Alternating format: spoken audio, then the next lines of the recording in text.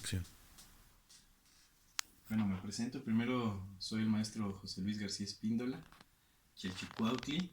Hoy estamos aquí en las oficinas de Tezcacor para dar una introducción a lo que es Yaolin, Sistema de Arte Marcial Mexica Tolteca.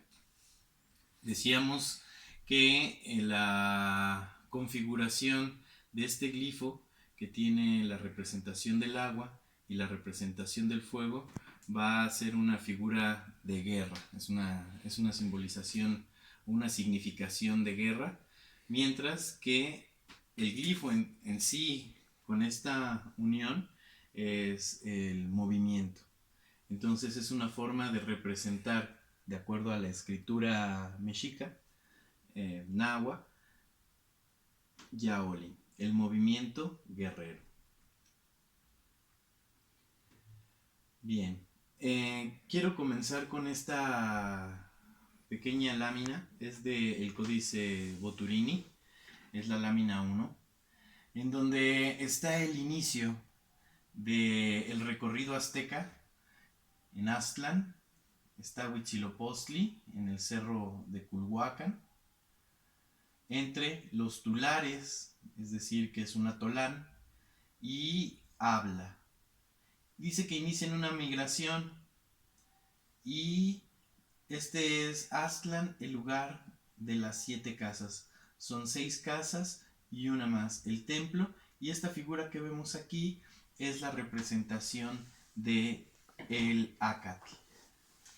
Entonces, aquí hay dos figuras a las cuales es una dualidad, a las cuales se les indica que tienen que iniciar una migración. En este caso vamos a dar cuenta que es el colibrí zurdo, que en este caso es Huitzilopochtli, el colibrí zurdo, el que da la indicación. La literatura puede ser, si lo vemos desde el punto de vista etnológico, muy académico. Han querido interpretar esto como si fuera el dios Huitzilopochtli, se aparece a los aztecas y les dice que inicien una migración.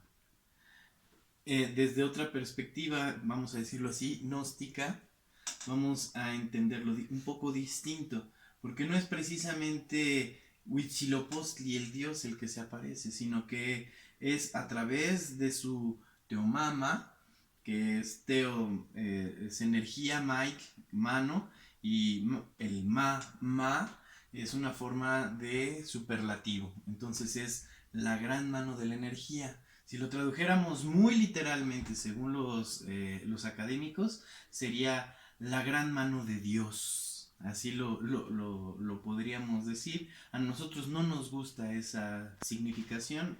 Sin embargo, sí nos gusta esta idea de que puede ser su intermediario. Es decir, vamos a decirlo así, como un profeta. ¿Qué es el profeta? Viene de profetes, que es aquel que sirve de intermediario entre las energías superiores y los simples terrestres que somos nosotros. Dan un mensaje, traen un comunicado, en este caso el comunicado es de Huitzilopochtli.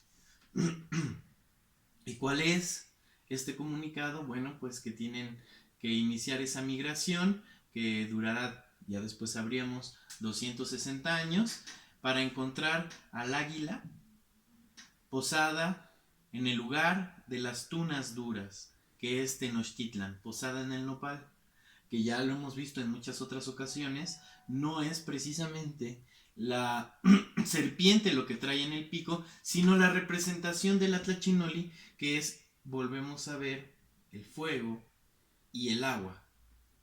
En otra glífica, digamos en otro símbolo, pero que va a representar de alguna forma lo mismo, que es el equilibrio. Ahora, ¿cuál era efectivamente el mensaje? Cuando vemos nosotros el águila en el cenit, perdón, el águila posada es el sol en el cenit. Entonces, esto está hablando de que cuando encuentran el sol en el cenit, pero ¿qué hay? ¿Qué sucede realmente, digamos, en trasfondo, en perspectiva, cuando se pone el sol en el cenit? Que desaparece la sombra. La sombra sería en esta configuración de significación, en esta interpretación, digamos, una versión de lo que puede ser nuestro pasado oscuro. Sí, ese pasado oscuro que siempre nos acompaña, que es esa sombra que en cualquier movimiento va detrás de nosotros. O adelante, pero siempre nos va acompañando. Entonces, cuando nosotros dejemos a la sombra atrás, que es ese pasado oscuro que a veces nos llena de rencor, a veces de ira, a veces de envidia, pero que nos va llenando de energías que nos obstaculizan realmente en nuestro flujo energético óptimo, vamos a decirlo así. Entonces, el primero es dejar. Pero si nosotros nos damos cuenta, aquí en este nopal están las tunas. Y en la representación de los glifos, ahorita les voy a mostrar, no en esta diapositivas, en otras, que el corazón y las tunas tienen la misma forma, la misma figura. Es decir, cuando estamos hablando de Tenochtitlan, Tenoch viene de Tequi, que es piedra, o sea, dureza. Nochtli, que es tuna. Y Tlán, que está entre. Entonces, en el lugar de las tunas duras, o entre las tunas duras. Pero estas tunas duras, como decía, se hace referencia a lo que es el corazón. ¿Qué sería un corazón duro? Sería un corazón fuerte, un corazón con voluntad. Pero a la vez, cuando nosotros abrimos la tuna, nos damos cuenta que es una fruta muy dulce. Por lo tanto, aquí la configuración de la significación es que son duras, pero a la vez dulces, es decir, humanas, sensibles, compasivas, vamos a decirlo así. Entonces, cuando hayas dejado tu pasado oscuro atrás, la sombra, cuando hayas encontrado tu corazón con voluntad, pero a la vez humano, dulce, sensible, y el equilibrio entre el Atlachinoli, porque el Atlachinoli es el agua y el fuego. El agua representa a la mujer, representa la luna, mientras que el fuego representa al sol, representa al varón. Dos fuerzas completamente opuestas, pero cuando se fusionan, entonces el calor del varón con la humedad de la mujer, viene otra nueva forma de existencia. Entonces, cuando hayan encontrado el equilibrio, su corazón fuerte y dulce, y hayan dejado su pasado oscuro atrás, entonces es el momento de fundar la ciudad.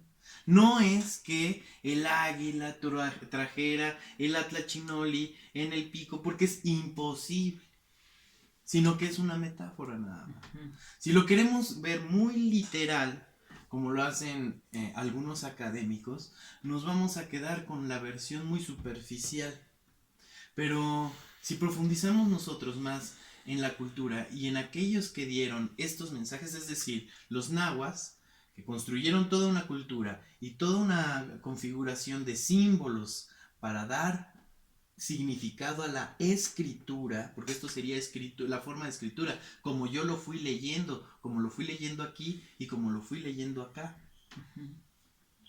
No es nada más una pintura, hay un significado atrás. Bien, esto sería a nivel, lo que vimos sería a nivel místico, ¿no? Vamos a decirlo así, mitológico. Pero vamos a ponerle un poco más de aterrizaje al tema. El colibrí de la izquierda, que es Huitzilopochtli, es el sol, pero es el sol que nace en el solsticio de invierno. Digamos, si yo veo de frente esta bóveda celeste en donde están marcados los solsticios y los equinoccios, voy a dar cuenta que en los equinoccios el sol sale precisamente en el este, aquí. De aquí inicia su recorrido el sol en el equinoccio de primavera, llega a esta altura que sería su cenit y se oculta. De ahí hacia el solsticio de verano el sol va a iniciar un recorrido. Cada mañana el sol va saliendo hacia acá hasta que llega al solsticio de verano y hasta ahí llegó. Llega el solsticio de verano y vuelve a regresar el sol hacia el equinoccio y pasa el meridiano para llegar otra vez hasta el solsticio de invierno y de regreso y así. Entonces, si nosotros vemos de frente, digamos, le pusiéramos cámara rápida al sol, veríamos que hace este movimiento, pum, pum, pum, como una pelota que está botando aquí, aquí, aquí, aquí, aquí, aquí. Cuando sale aquí, los abuelos llamaron a eso Huitzilopochtli. No es ni el dios de la guerra, ni el dios de nada, es simplemente el sol que nace aquí. ¿Por qué? Entonces la representación es de que es un sol niño, es un sol pequeñito, como un colibrí, porque apenas calienta. Cuando viene a dar toda la vuelta y regresa, entonces ya se siente ese sol abrasador, cuando es verano, por ejemplo, ¿no? En el solsticio de verano que pasa exactamente por aquí. Y va a tener varias etapas: el colibrí, el águila, la guacamaya y el quetzal, de diferentes significaciones. Cuando es colibrí es el sol pequeñito, pero cuando viene para acá va a llegar la primavera, se viste entonces de quetzal, ¿no? De verde. Pero llega al entrar ya casi el otoño, vamos a dar cuenta que ya todo está floreciente y ya todo está con las flores muy coloridas. Entonces se viste de guacamaya, porque las guacamayas tienen sus colores, sus plumajes muy coloridos. Entonces son las diferentes representaciones del sol en función de cómo se va tiñendo la tierra en el recorrido del sol. ¿Sí? Entonces esa es la significación de esto. Digamos que los abuelos, y es igual, es la cruz, pero ya está más estilizada, con la pirámide. ¿De cuántos lados? Pues obvio serán 4, porque todo va a corresponder a este eje. Es un eje, digamos, que corresponde en una cúpula energética entre el sol y la tierra, porque cada vez que entra el sol en cada una de estas fases, viene el cambio. Bien. Esta será otra representación. Cuando ellos ya lo encuentran, esta es la lámina 1 del Códice Mendocino, que vamos a ver otra vez que el águila no trae a la serpiente en el pico.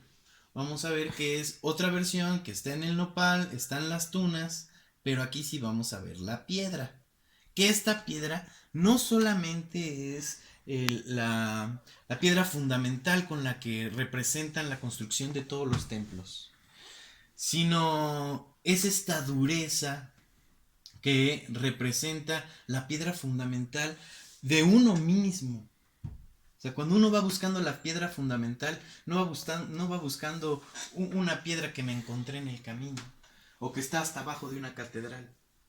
Sí, esa es la piedra fundamental, pero de la catedral o del templo o de la construcción que ustedes quieran. Esta es la piedra fundamental de uno mismo. ¿En dónde está dirían los filósofos, mi arqué, que es mi origen? Entonces, cuando yo digo que hacemos una arqueología del sujeto, es que estamos haciendo una búsqueda del arqué o de la piedra fundamental de mí mismo. Ahora, lo podemos ver, ¿y qué es eso? ¿Cómo que piedra fundamental de mí? ¿Yo qué?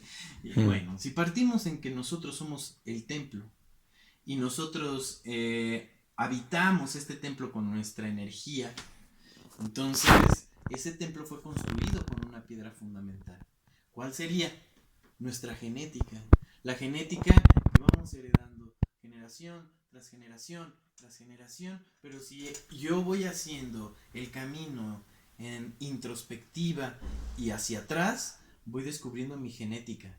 Y conforme voy descubriendo mi genética, voy encontrando mi piedra fundamental. De mi raza, de mi familia, de mi estirpe.